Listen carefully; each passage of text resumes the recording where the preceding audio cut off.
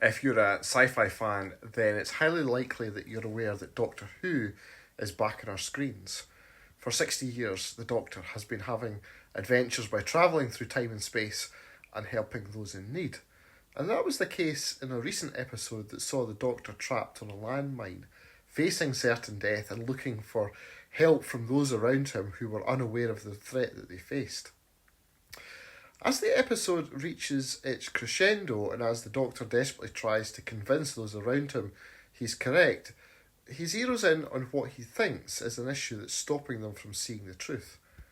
Here's what he says. Faith, the magic word that keeps you never having to think for yourself. What he seems to be suggesting is that those around him are blindly following a higher order and can't see the truth that's staring them in the face. Faith, as far as the Doctor is concerned, is blind. It's not a criticism that's new to people of faith.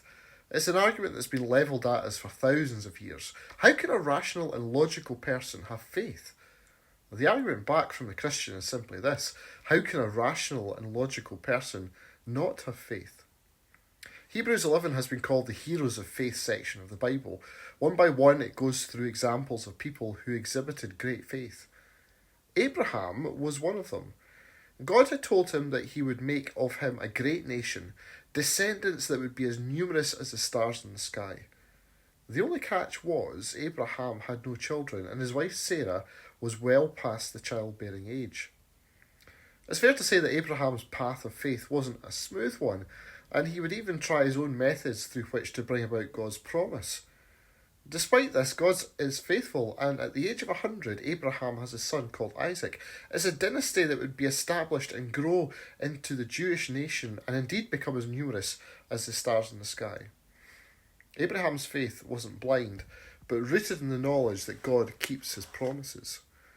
And God doesn't change, so what was true in the past will be true in the future. But faith isn't just knowing that something is true. Believing that Jesus is God incarnate who died on the cross to pay the penalty for our sins and was resurrected is not enough. Even the demons believe in God and acknowledge those facts.